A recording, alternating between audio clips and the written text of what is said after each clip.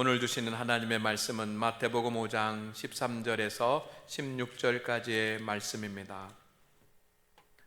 너희는 세상의 소금이니 소금이 만일 그 맛을 잃으면 무엇으로 짜게 하리요?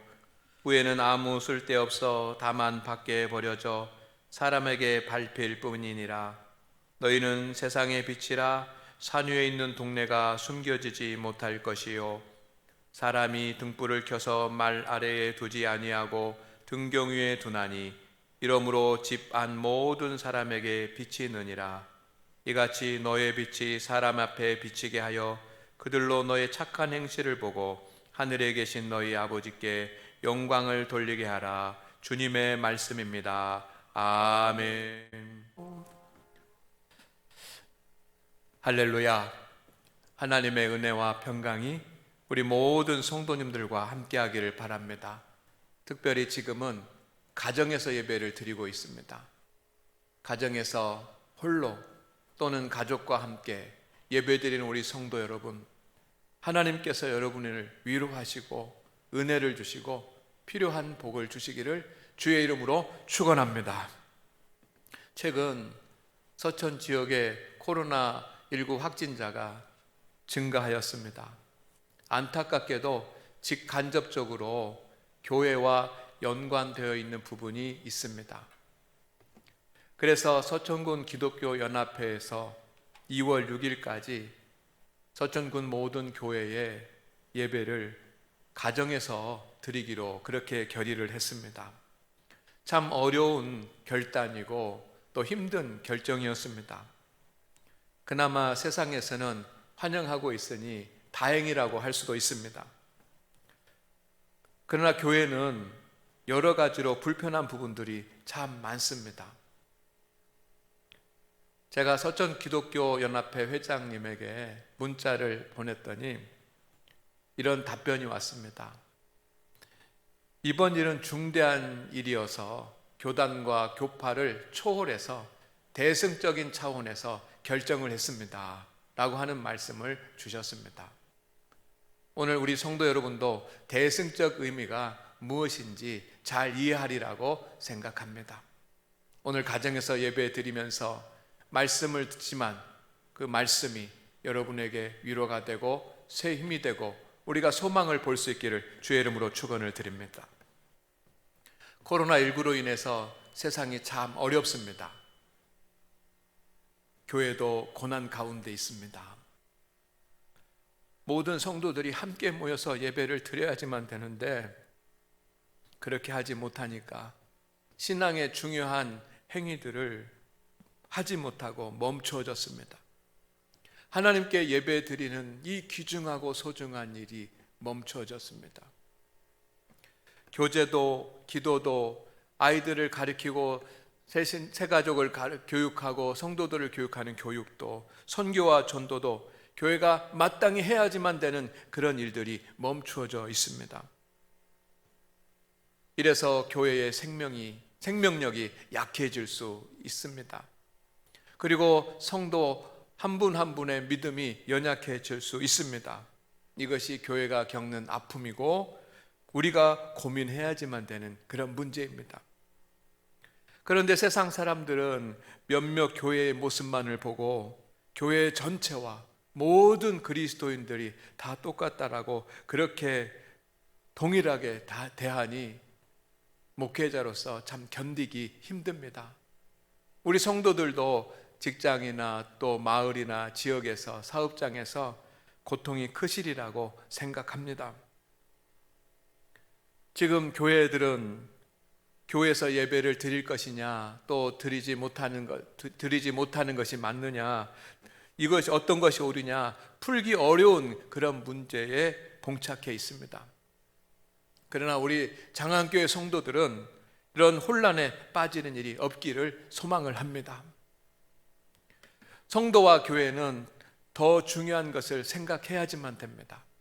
저는 두 가지라고 생각합니다. 첫째는 지금은 어느 곳에서든지 영과 진리로 하나님께 예배를 드려야지만 때입니다. 교회에서 예배를 드릴 수 있다고 안심하면서 형식적인 예배를 드려서도 안 되고요. 교회에서 예배를 드리지 못한다고 예배 자체를 잊어버려서도 안 됩니다. 교회에서 예배를 드리지 못한다고 그 시간에 다른 일을 해서도 안 됩니다. 그래서 지금 가정에서 예배 드리는 우리 성도님들을 하나님께서 복 주실 것을 저는 믿습니다. 예수님과 수가성의 여인의 대화를 우리가 기억해 볼 필요가 있습니다. 수가성의 여인이 예수님께 질문을 던집니다. 예수님, 예루살렘에서 예배를 드려야 된다는 사람들도 있고 또 그리심산에서 예배를 드려도 된다라고 하는 사람들이 있는데 주님, 어느 곳에서 예배를 드리는 것이 맞습니까? 라고 주님께 물었습니다. 이 질문은 이 여인만의 질문이 아니었고 당시에 종교 지도자들의 논쟁이었습니다. 예루살렘 성전에서만 예배를 드려야 된다. 그리심산에서도 예배를 드려야 된다. 서로 대결을 하면서 서로 논쟁을 했습니다. 그런 논쟁을 이 여인은 그대로 알고 있었고 한 여인도 그것을 심각하게 생각하고 있었습니다. 그런데 중요한 것은 이 수가성 여인이 그런 논쟁에 빠져 있는 사이에 본인은 하나님께 예배를 드리지 못하고 있었다는 것입니다. 예배를 잊어버렸습니다. 그래서 주님께 물었던 것입니다. 주님의 대답은 간단하고 명료했습니다. 예루살렘 성전에서 드려야 된다, 그리심산에서 드려도 된다, 그런 말씀 하시지 않았습니다. 일체 언급이 없으셨습니다. 하나님은 영이시니 예배하는 자가 영과 진리로 예배할지니라, 이 말씀만 하셨습니다. 지금은 우리가 어느 곳에서든지 하나님 앞에 영과 진리로 예배 드려야지만 될 때입니다. 두 번째, 우리가 생각해야지만 되는 중요한 것은 교회가 그리고 성도들이 세상의 소금이 되고 빛이 되어야 한다는 것입니다. 오늘 이 말씀을 우리 성도님들과 함께 나누려고 합니다. 여러분, 성도는 세상의 소금이고 빛입니다. 이 사실을 잊어버리면 안 됩니다. 우리가 어느 곳에 있든지 어느 자리에 있든지 성도도 교회도 세상의 소금이고 세상의 빛입니다. 주님께서 말씀하셨습니다.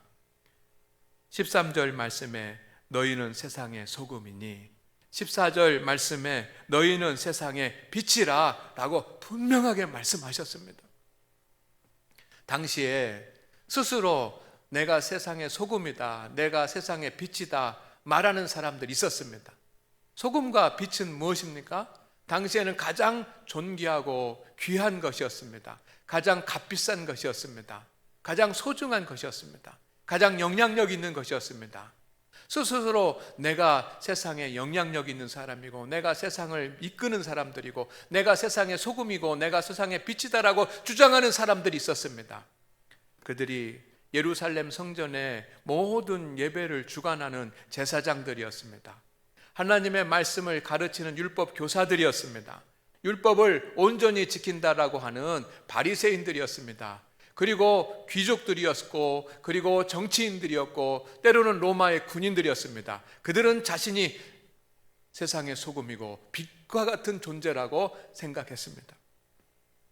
그런데 주님은 그들이 세상의 소금이고 빛이라고 하지 않으셨습니다. 산상수훈의 말씀을 듣는 제자들에게 말씀하십니다. 너희가 세상의 소금이다. 너희가 세상의 빛이다. 아마 제자들은 깜짝 놀랐을 것입니다. 주님, 우리가 어떻게 세상의 소금이 되고 어떻게 세상의 빛이 될 수 있습니까? 세상의 소금이 되고 빛이 되는 사람들은 제사장들이고 율법교사들이고 귀족들 아니겠습니까? 라고 속으로 생각했을 수 있습니다. 그러나 주님은 제자들에게 말씀하셨습니다. 왜냐하면 세상은 하나님의 나라입니다. 그리고 제자들은 하나님의 말씀을 듣고 하나님의 말씀에 순종하는 사람들입니다. 그렇기 때문에 이 하나님 나라의 소금이 되고 빛이 될 수 있는 사람들은 하나님의 말씀을 듣고 청종하는 예수님의 제자들이었습니다. 오늘 하나님의 말씀을 듣고 하나님의 말씀에 순종하는 우리 성도님들이, 그리고 성도들이 모인 교회가 세상의 소금이고 세상의 빛입니다. 주님께서 하신 말씀 중에 가장 귀중한 말씀들을 우리는 산상수훈에서 들을 수 있습니다. 마태복음 5장에서 7장까지의 말씀입니다. 주님은 제자들에게 산상수훈의 그 귀한 말씀을 드리는데 첫 번째 메시지는 팔복에 대한 메시지였습니다. 어떤 사람이 복을 받는지, 어떤 복을 받는지, 어떤 복을 받는 사람이 어떻게 돼야 되는지에 대해서 말씀하셨습니다. 그리고 그 다음에 바로 산상수훈에서 나오는 하나님의 말씀은 소금이 되라, 빛이 되라는 말씀입니다. 팔복은 자기 자신들에게 주시는, 해당되는 말씀입니다.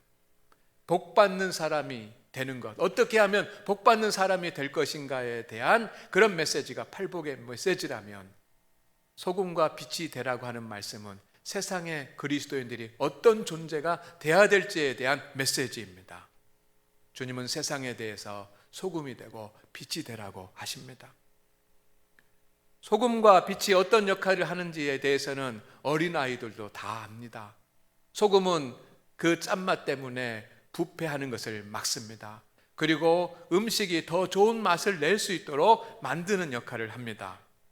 빛은 감추어졌던 것들이 보이게 하고 감추어졌던 것들이 드러나게 하는 그런 역할을 합니다. 성도 여러분, 주님은 우리가 그 역할을 하기를 원하고 계십니다. 성도는 세상의 소금입니다. 소금 고유의 맛은 짠맛입니다. 그 짠 화학적 성분 때문에 부패를 막고 맛을 내는 그런 역할을 합니다. 성도와 교회의 맛은 무엇일까요? 성도와 교회의 고유한 본질은 우리 교회가 중요한 가치로 삼고 있는 거룩, 복음, 행함입니다.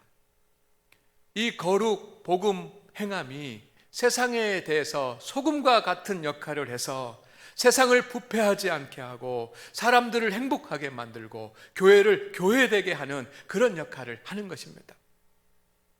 세상은 온갖 죄악으로 가득 차고 있습니다.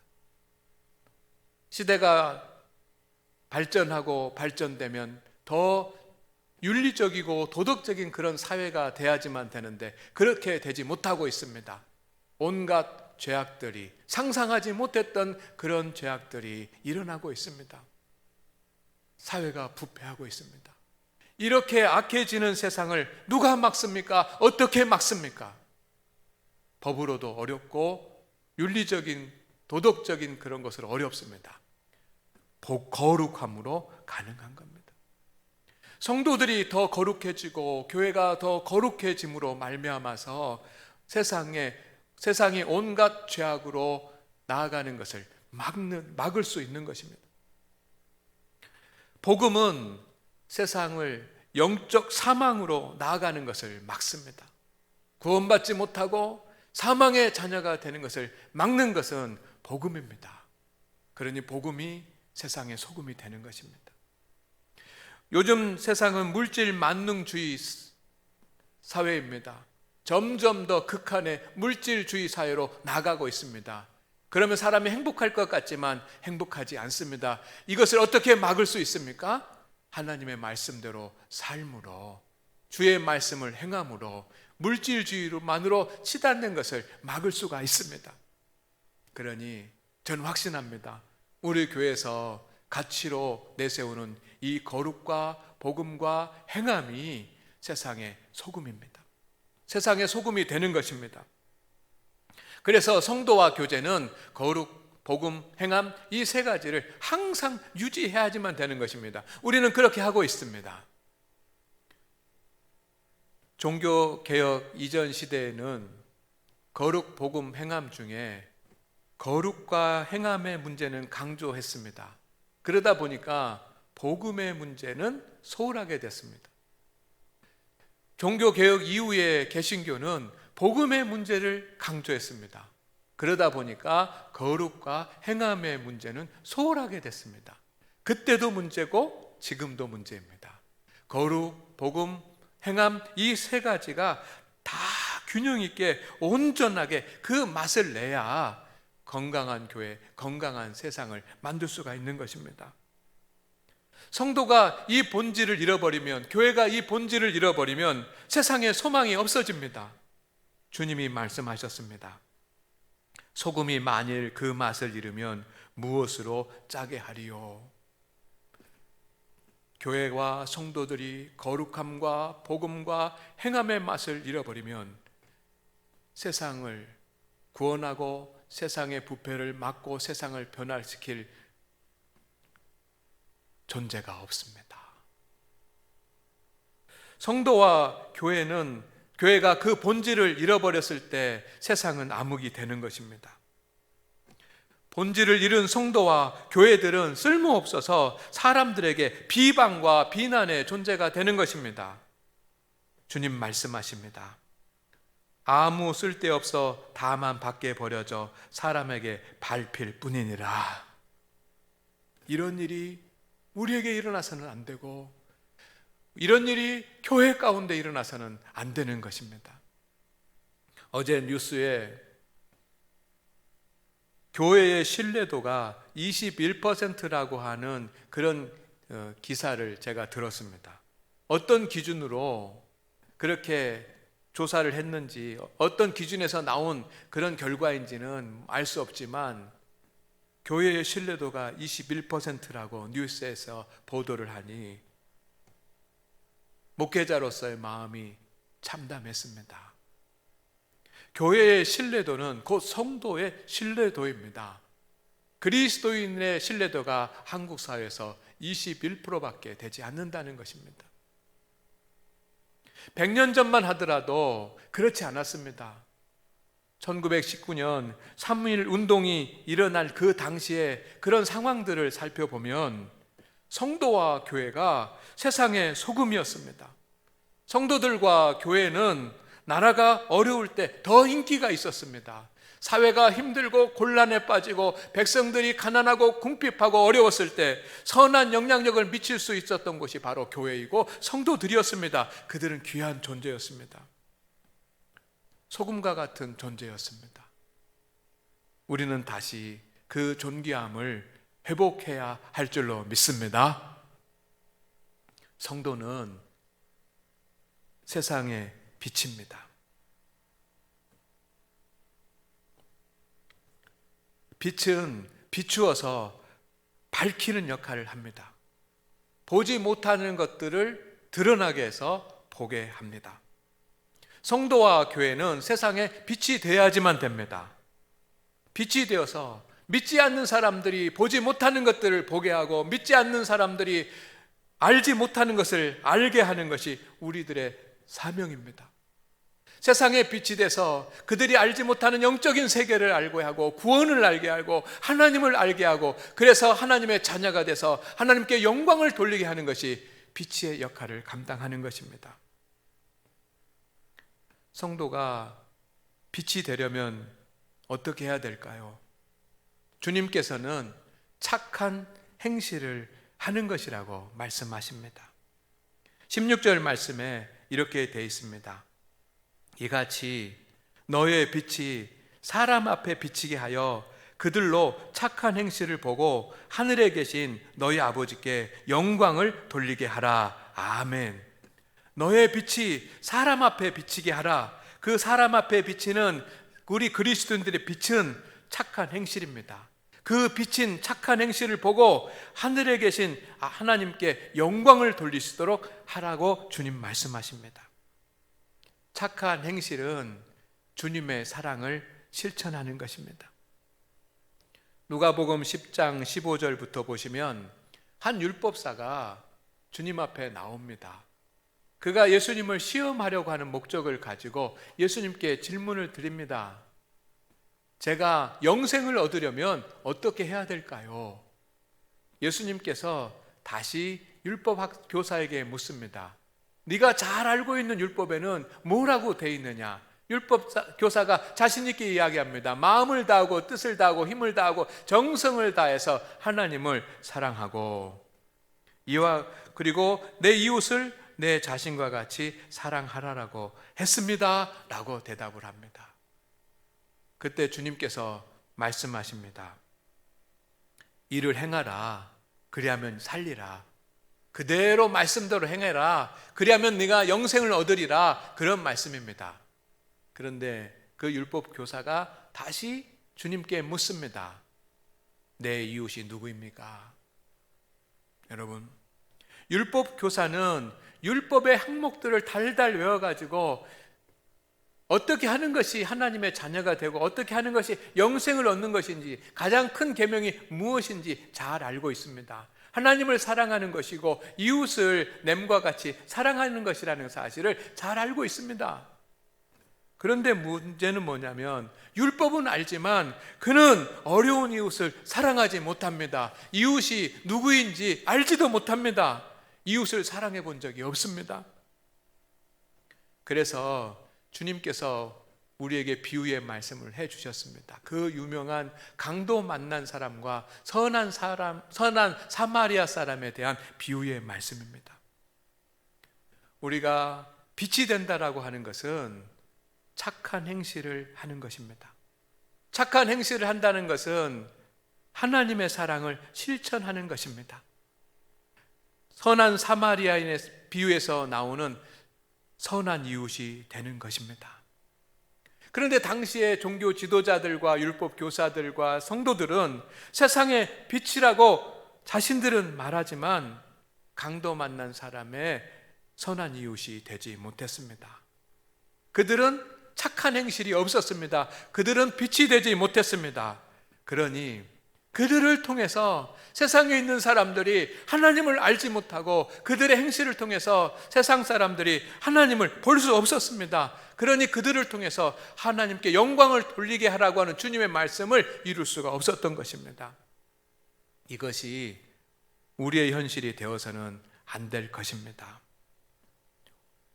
오늘 가정에서 예배 드리는 우리 성도 여러분, 오늘 주님께서 우리에게 주시는 말씀을 잘 듣고 건강한 성도, 건강한 교회를 만드는 일에 함께 해주시기를 소망합니다. 앞으로 교회가 더욱더 강건해지게 하는 일에 우리가 힘쓰는데 협력해 주시기를 바랍니다. 성도와 교회는 세상의 소금과 빛이 돼야지만 됩니다. 교회는 고난의 시대를 지나고 있습니다.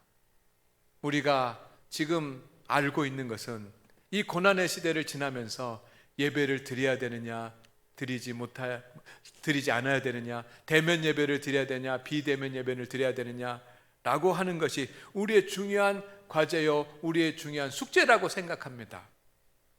그러나 그것이 아닙니다. 그것도 중요한 문제겠지만 여러분, 사회가 어떻게 됐습니까? 이 예배의 문제 때문에 교회와 정부가 그렇게 대결을 하더니, 그 다음에는 교회와 세상 사람들이 대결을 하더니, 지금은 교회 안에서 교회들끼리 서로 논쟁이 일어나고 있습니다. 참으로 안타까운 일입니다. 이런 논쟁으로는 현 문제를 풀 수도 없고 코로나 이후 시대를 대비할 수도 없습니다. 성도들이, 교회가 소금과 빛이 되어야 하는 시대가 왔습니다. 우리 모두는 지금 소금이 되고 빛이 되는 일에 힘써야지만 합니다.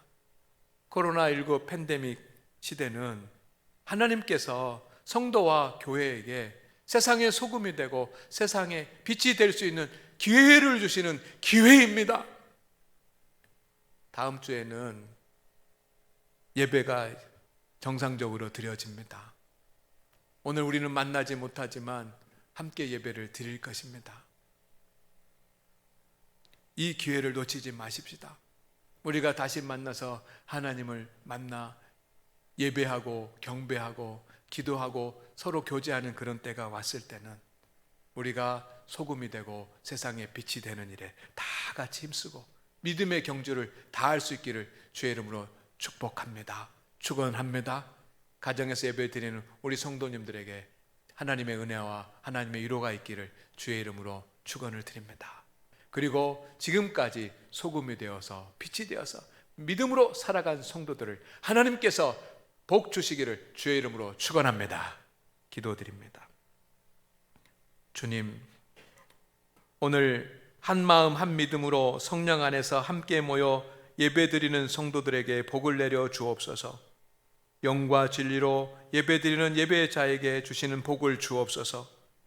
세상의 소금으로 세상의 빛으로 살아온 성도들을 위로하여 주옵시고 합당한 상급을 주옵소서.